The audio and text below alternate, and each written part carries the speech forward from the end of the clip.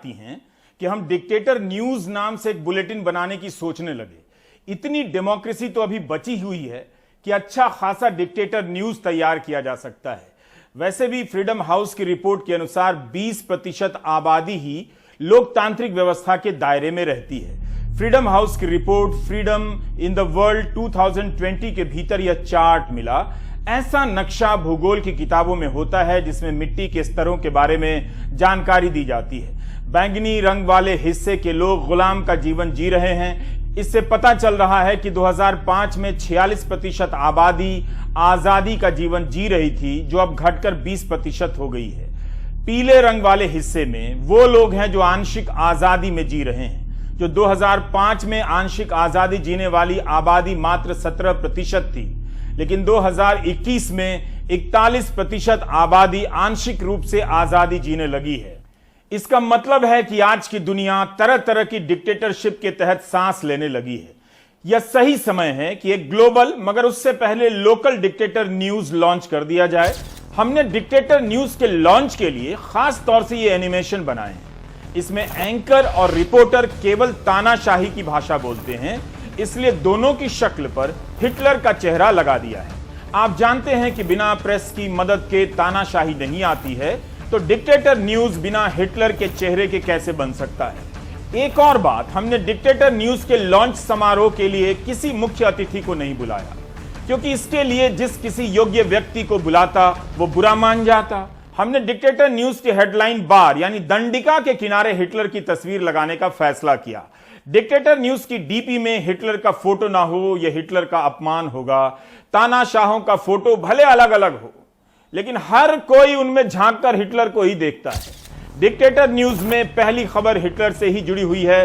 Hitler की आत्मा दुनिया भर में भटक रही है और उसका सामान नीलाम हुआ जा रहा है। यह उसकी घड़ी है जो अमेरिका में नीलाम हुई है।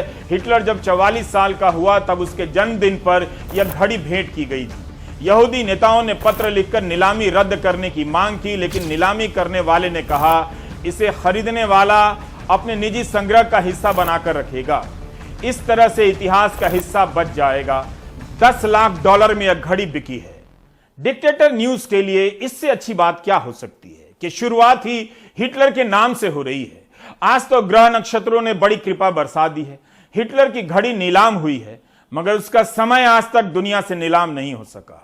ऐसा कोई धनवान नहीं जो हिटलर के समय को ही खरीद ले और दुनिया को तानाशाही से मुक्त करा दे। बिल गेट्स और इलॉन मस्क से ज्यादा उम्मीद मत कीजिए। डिक्टेटर न्यूज में दूसरी खबर ट्यूनीशिया से है। ट्यूनीशिया नाम के देश में जहां 2011 में अरब क्रांति हुई, उसकी खूब चर्चा हुई। वहां एक तानाशाह आया है जिसके संविधान संशोधन के समर्थन में 94% वोट मिलने के दावे किए जा रहे हैं। इनका नाम राष्ट्रपति कायस साइद है। नए संविधान के अनुसार अब यही सरकार बनाएंगे, मंत्री चुनेंगे, संसद के अधिकार सीमित होंगे। ये जब चाहते हैं जजों को भी पद से हटा देते हैं। इन्होंने चुनाव आयोग पर भी कब्जा जमा लिया है। राजनीतिक दलों को किनारे लगा दिया है। ट्यूनीशिया में भी जबरदस्त आर्थिक संकट है। लोगों को तनख्वाहें नहीं मिल रही हैं, मगर तानाशाही की मौत चल रही है। डिक्टेटर न्यूज में तीसरी खबर है कि कनाडा के एक प्रोफेसर ने अपने अध्ययन में बताया है कि अमेरिका में 2030 तक तानाशाही आ सकती है। डिक्टेटर न्यूज की चौथी खबर अर्जेंटीना से आने जा रही है। यहां सेना के 19 पूर्व अधिकारियों को जेल की सजा सुनाई गई है। इन लोगों ने 70 और 80 के दशकों में बड़ा जुल्म किया। इस समय अर्जेंटीना में महंगाई 60% और बेरोजगारी 42% है। लोगों ने काम करना बंद कर दिया है, सैलरी मिल ही नहीं रही है। गनीमत है कि भारत इससे बचा हुआ है। डिक्टेटर न्यूज की अगली खबर म्यांमार से है। संयुक्त मानवाधिकार आयोग के विशेषज्ञों ने म्यांमार के सैनिक शासन की निंदा की है। कहा है कि इंटरनेट पर अंकुश लगाकर सैनिक शासन डिजिटल डिक्टेटरशिप कायम कर रहा है। यह डिक्टेटरों की दुनिया का नया आइटम सॉन्ग है। कोई भी कुछ लिख देता है तो पकड़कर जेल में डाल देते हैं। जनता की आवाज जनता तक ना पहुंचे, इसके लिए इंटरनेट बंद करवा देते हैं। म्यांमार में लोकतंत्र के लिए लड़ने वाले कई कार्यकर्ताओं को भी फांसी पर लटका दिया गया है। एक डेमोक्रेटिक कंट्री में यानी लोकतांत्रिक देश में डिक्टेटर न्यूज सुनना कैसा लगता है? यह वैसा ही सवाल है जैसा टीवी का रिपोर्टर दुर्घटना के वक्त भी पूछता है कि आपको कैसा लगता है। इसलिए हम यह सवाल नहीं पूछेंगे। डिक्टेटर न्यूज में अगली खबर जिम्बाब्वे से है।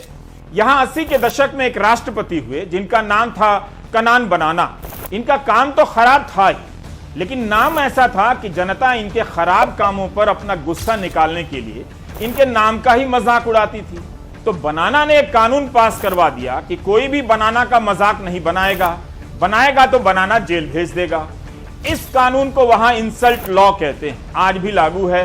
पूरा नाम इस तरह से, इंसल्टिंग और undermining the authority of the president. अगर आपने राष्ट्रपति का इंसल्ट किया, अपमान किया, तो 1 साल तक की जेल हो सकती है।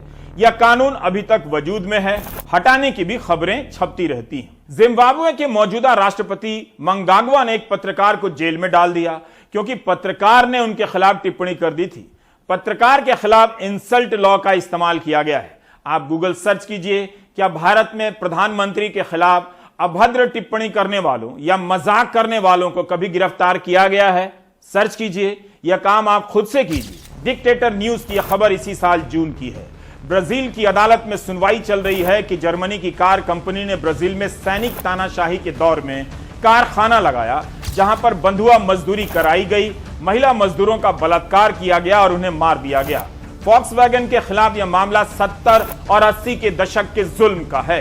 फिलीपीन के पूर्व राष्ट्रपति फिदेल रामोस का 94 साल की उम्र में निधन हो गया, जिन्होंने 1982 में वहां की तानाशाही को उखाड़ फेंका था। उसके बाद फिलीपीन फिर से तानाशाही की चपेट में चला ही गया।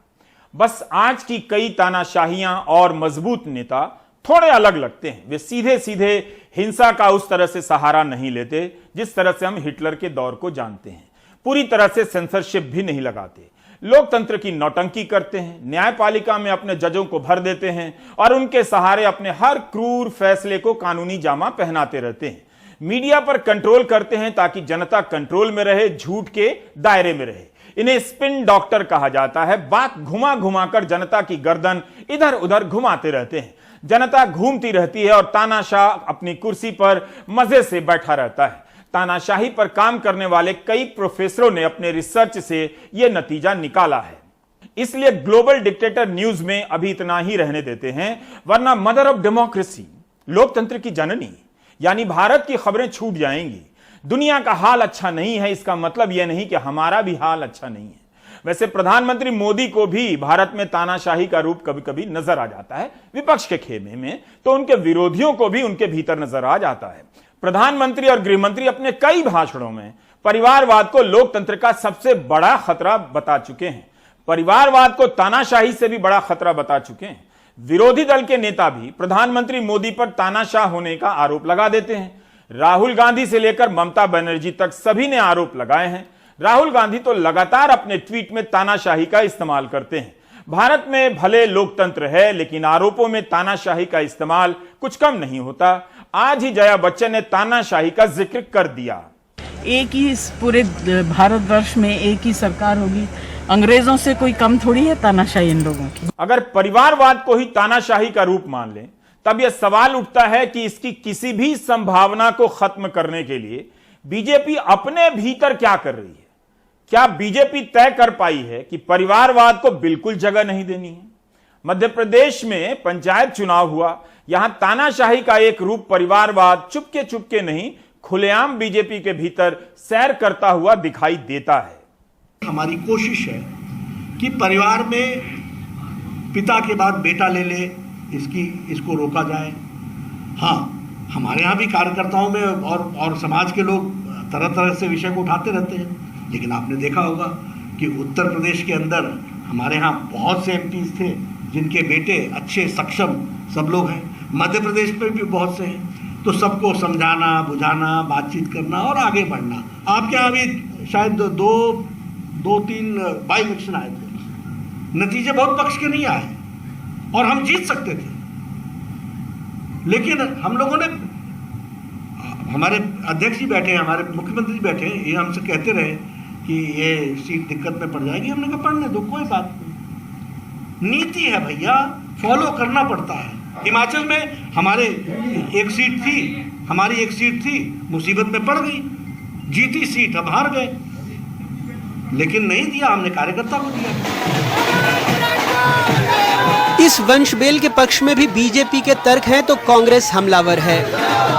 भारतीय जनता पार्टी का ये स्पष्ट मानना है कि कांग्रेस और कई सारे ऐसे राजनीतिक दल हैं क्षेत्रीय जिन्होंने परिवारवाद को बढ़ाने के चक्कर में उन राज्यों का और देश को दीमक की तरह खाने का काम किया है। भारतीय जनता पार्टी ने इसे चुनौती की तरह लिया है और अपने मूल कार्यकर्ताओं को आगे बढ़ाते हुए उन्हें टिकट दी है लोकल बॉडीज़ के चुनाव में, इस बात से बिना घबराए हुए कि परिणाम क्या होंगे। भारतीय जनता पार्टी एक मात्र ऐसी पार्टी है जिसकी कथनी और करनी में बड़ा अंतर है। पहले क्या कहा गया था, यहाँ नड्डा जी जब आए कि साहब राष्ट्रीय अध्यक्ष जी यहाँ हैं भाजपा के और वो कह रहे हैं कि भाई भतीजावाद नहीं चलेगा, लेकिन टिकट जब दिए गए तो महापौर के मामले में हो या फिर नगरीय निकाय के चुनाव हो, जिला पंचायत के चुनाव हो, खूब जम के भाजपा का परिवारवाद चला, भाई भतीजावाद चला। टिकट मिले, उनके जीतने पर जश्न मनाया गया। ये बताता है कि भारतीय जनता पार्टी कहती कुछ है और करती कुछ है और पूरी तरह से परिवारवाद में भाजपा लिप्त है।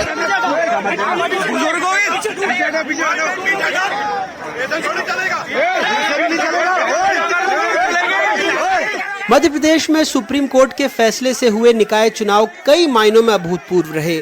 चुनाव आयोग की चुप्पी भी ऐतिहासिक रही।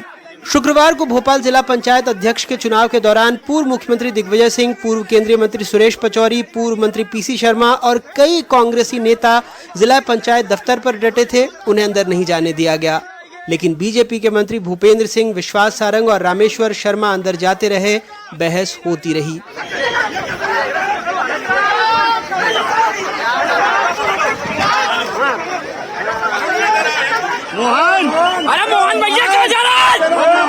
कांग्रेस का दावा था कि 10 में से 8 उसके उम्मीदवार जीते, लेकिन कांग्रेस के 8 जिला परिषद सदस्यों में से 4 बिक गए, जिसमें से एक अध्यक्ष बन गया, दूसरा उपाध्यक्ष। झगड़े के बाद कैबिनेट मंत्री विश्वास सारंग ने गुंडा कांग्रेस और पूर्व मुख्यमंत्री दिग्विजय सिंह को उसका अध्यक्ष बनाने की मांग कर दी।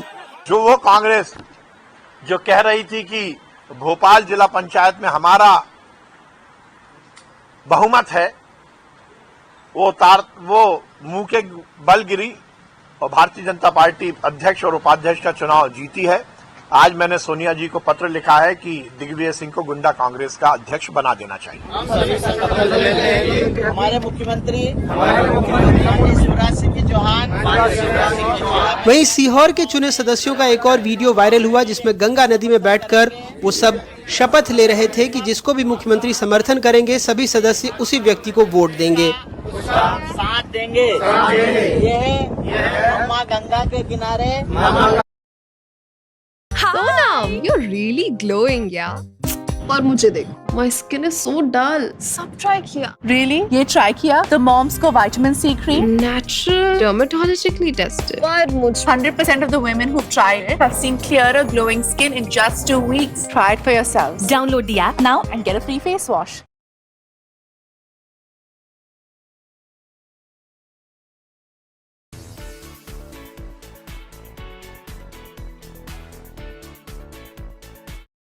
सब समझ लेते हैं। बोलिए गंगा मैया की। मध्य प्रदेश में इस बार निकाय चुनाव में बहुत कुछ ऐसा हुआ जो नहीं होना चाहिए था। पार्षद होटल रिजॉर्ट घूमे, खरीद फरोख्त के आरोप लगे, झूमा झटकी हुई, लेकिन चुनाव आयोग चुप रहा। बीजेपी अक्सर कांग्रेस पर परिवारवाद को लेकर हमलावर रहती है, लेकिन इस बार नेताओं मंत्रियों के रिश्तेदारों को जमकर टिकट बांटे गए। यही होता है कथनी और करनी का फर्क। मध्य प्रदेश में अपने ब्यूरो सहयोगी और भोपाल से कैमरा पर्सन रिजवान खान के साथ अनुराग द्वारी, एनडीटीवी इंडिया। अब हम लोग डिक्टेटर न्यूज से डेमोक्रेसी न्यूज की तरफ शिफ्ट हो रहे हैं। प्रधानमंत्री नरेंद्र मोदी ने आह्वान किया है कि देश के सभी नागरिक 2 से 15 अगस्त के बीच सोशल मीडिया पर अपनी तस्वीरों की जगह तिरंगा झंडे की तस्वीर लगाएं। इसी तरह की अपील गृहमंत्री ने की थी कि 22 जुलाई से ऐसा शुरू करें, लेकिन उसका खास असर नहीं हुआ। मगर प्रधानमंत्री की अपील के बाद कुछ मंत्रियों ने अपने डिस्प्ले पिक्चर में, डीपी में तिरंगा झंडे की तस्वीर लगा दी है। पिछले 8 वर्षों में इस तरह के जन अभियानों की लंबी सूची बन चुकी है। लोगों को जगाने के नाम पर पहली बार इस तरह का अभियान नहीं आ रहा है। आप याद करेंगे तो पता चलेगा कि आपको कई बार जगाया जा चुका है। आइए आज हम उस पहले अभियान को याद करते हैं जिसमें हम सभी को जगाया गया था। पहले याद करते हैं, फिर आपसे सवाल करेंगे।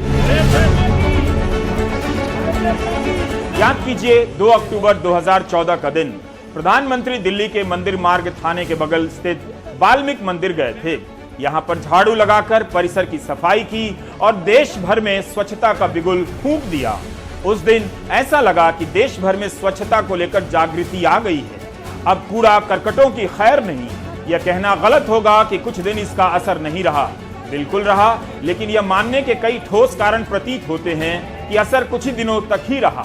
उस साल कई केंद्रीय मंत्री, मुख्यमंत्री, सांसद, फिल्म अभिनेता झाड़ू लेकर जगह जगह उतर पड़े और सफाई करने लगे। विवाद भी हुए कि कहीं से कूड़ा उठाकर झाड़ू लगाने की नकली तस्वीर खिंचा ली तो साफ सुथरी जमीन पर भी झाड़ू लगाने की तस्वीरें आई, उस पर भी दावे हुए। यह सवाल हाल तक उठता रहा कि जब प्रधानमंत्री ने दिल्ली में एक टनल का उद्घाटन किया और वहां पड़े एक बोतल को उठाकर स्वच्छता का संदेश दिया। प्रश्नकर्ताओं ने पूछा कि प्रधानमंत्री के कार्यक्रम की जगह से तिनका साफ हो जाता है, यह बोतल कहां से आ गया। इसी तरह चीन के शी जिनपिंग भारत आए तो उनकी यात्रा के बीच प्रधानमंत्री समंदर के किनारे कचरा बिनने लगे। प्रश्नकर्ताओं ने तब भी पूछा कि जहां वे जाने वाले हैं, क्या उनके जाने से पहले इतनी भी सफाई नहीं हुई। मगर संदेश तो संदेश होता है, वो देश के लिए होता है। अभिनय से हो या सक्रिय भूमिका से, जैसे भी हो अच्छा होता है। अक्टूबर 2014 में प्रधानमंत्री ने हैशटैग आंदोलन की एक रूपरेखा तय की और 9 लोगों को ट्विटर से आमंत्रित कर दिया कि वे भी इस अभियान में हाथ बटाएं।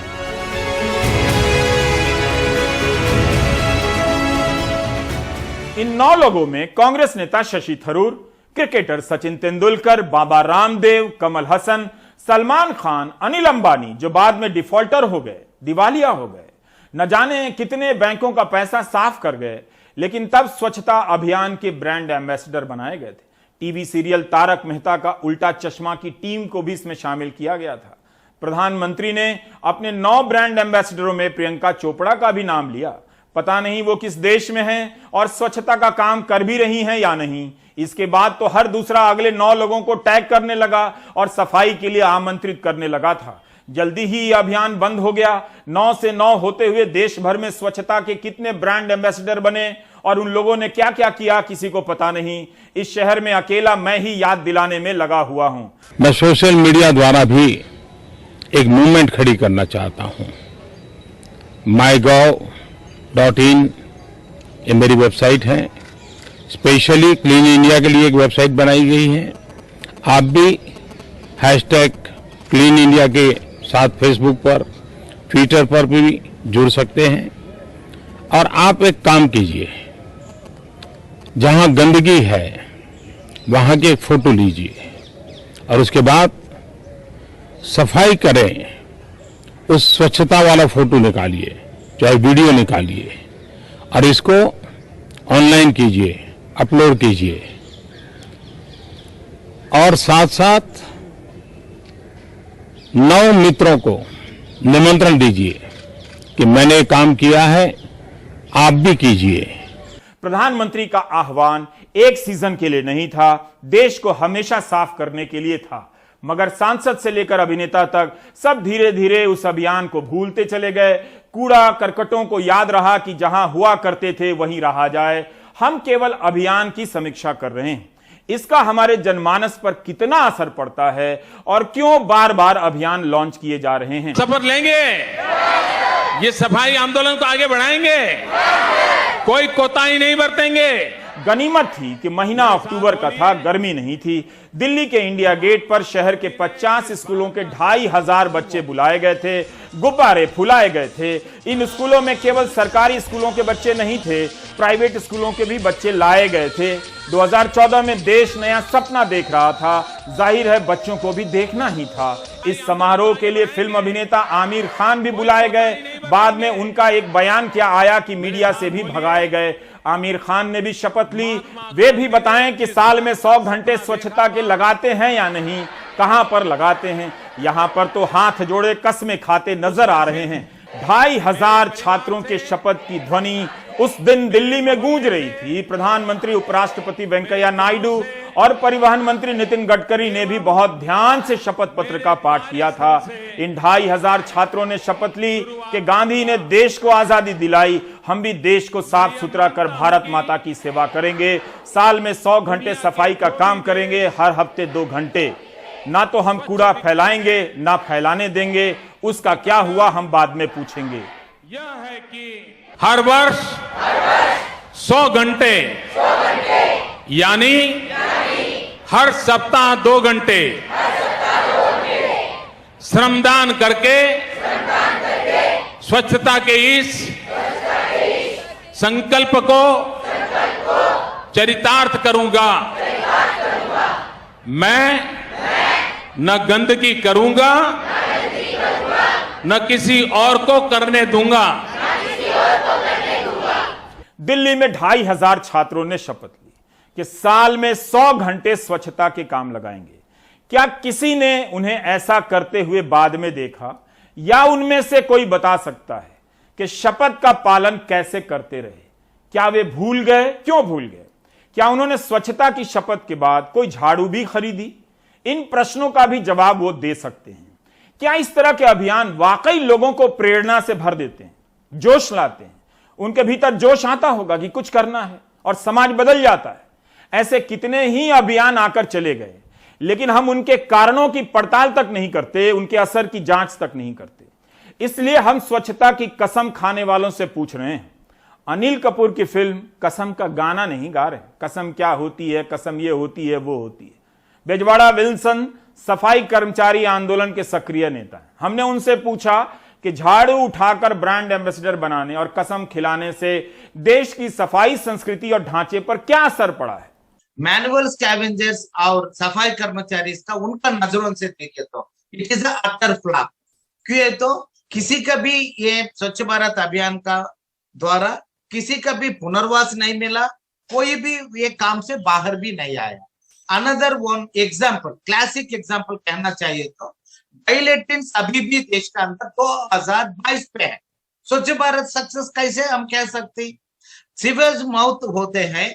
अभी स्वच्छ भारत के बाद 5 साल अभी नया 530 लोग 32 लोग अभी तक मौत हो गया। अगर स्वच्छ भारत सक्सेस हो जाए तो ये मौत होना क्या जरूरत पड़ते हैं? केंद्र सरकार ने संसद में बताया है कि 2017 से लेकर अभी तक सीवर और सेप्टिक टैंक की सफाई के दौरान दुर्घटना में 347 लोगों की जान जा चुकी है।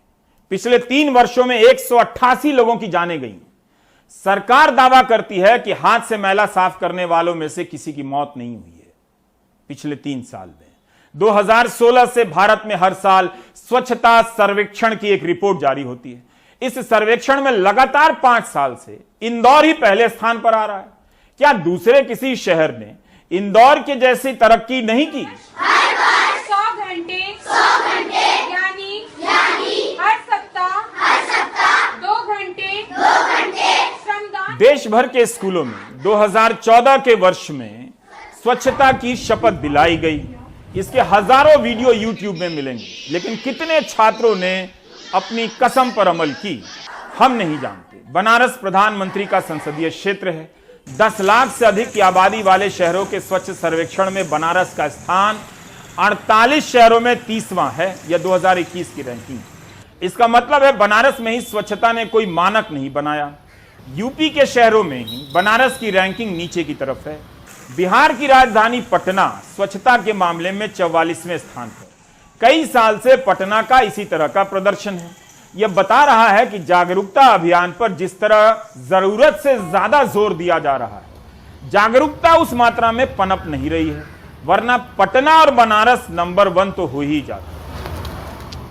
केंद्रीय पर्यटन और संस्कृति मंत्री जी कृष्णा रेड्डी ने विजयवाड़ा में कहा है कि खादी ग्रामोद्योग तिरंगा की मांग पूरी नहीं कर सकता। इसलिए अनुमति दी गई है कि पॉलिएस्टर का बना तिरंगा झंडा आयात किया जाए। यह किस देश में बन रहा है? खादी और कुटीर उद्योगों को भी ऑर्डर दिए गए हैं, लेकिन करोड़ों की झंडे की मांग इनसे पूरी नहीं हो सकती। आज के द हिंदू में जी कृष्णा रेड्डी का बयान छपा है। घर घर तिरंगा अभियान का एक मकसद है आजादी की लड़ाई में शामिल सभी के योगदानों को याद करना। किसी अभियान के सभी पहलुओं के बारे में जाने बगैर एक सिरे से फैसला देना ठीक नहीं है, इसलिए मैं सतर्क हूं। हम बस सवाल के तौर पर अपनी बात रखना चाहते हैं। अमृत महोत्सव के सरकारी कार्यक्रमों में किस किस को याद किया गया और किसे नहीं, इसका जवाब समग्र अध्ययन से ही दिया जा सकता है। हिंदी अखबारों में पिछले 1 साल में आजादी के आंदोलन को लेकर जो खबरें छपी हैं, उसके आधार पर यह सवाल उठा रहा हूं जो मैंने देखी हैं, जिसका सरकार के अभियान से कोई संबंध नहीं। मैंने देखा कि 2 हिंदी अखबारों में लगातार आजादी के नायकों को याद किया जा रहा है, लेकिन ऐसा लग रहा था कि उन अखबारों में भुला दिए गए क्रांतिकारियों को याद करने के नाम पर खास लोगों को भुलाया भी जा रहा था। भारत के स्वतंत्रता आंदोलन में कई तरह के नायक थे, मगर केंद्र में गांधी और गांधीवादी आंदोलन ही था। क्या जानबूझकर गांधी और उनके आंदोलन के नायकों को भुलाया गया या उन्हें कम जगह दी गई? हमारा आग्रह यह नहीं कि केवल गांधी और गांधीवादी आंदोलन के नायक ही याद किए जाएं। हमारा जोर उन्हें कम दिखाने की नीयत को उजागर करने पर है, जबकि प्रधानमंत्री हमेशा ही गांधी को केंद्रीय शक्ति के रूप में याद करते हैं, उनके नारे लगाते हैं।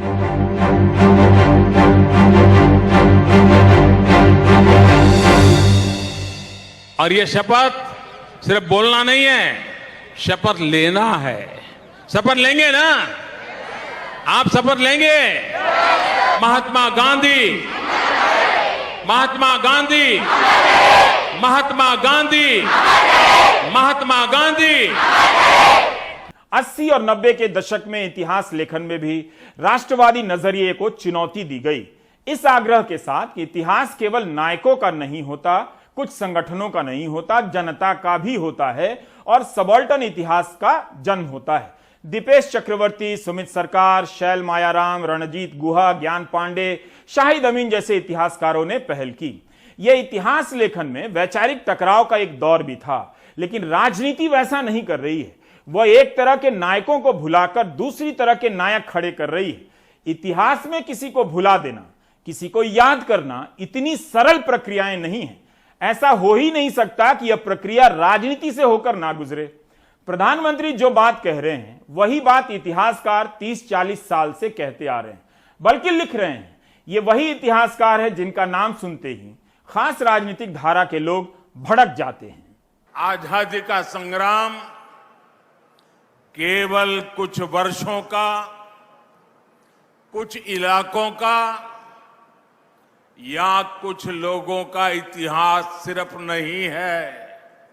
ये इतिहास भारत के कोने कोने और कण कण के त्याग, तप और बलिदानों का इतिहास है। इतिहास के इस गौरव गान में स्मृति और विस्मृति का खेल है।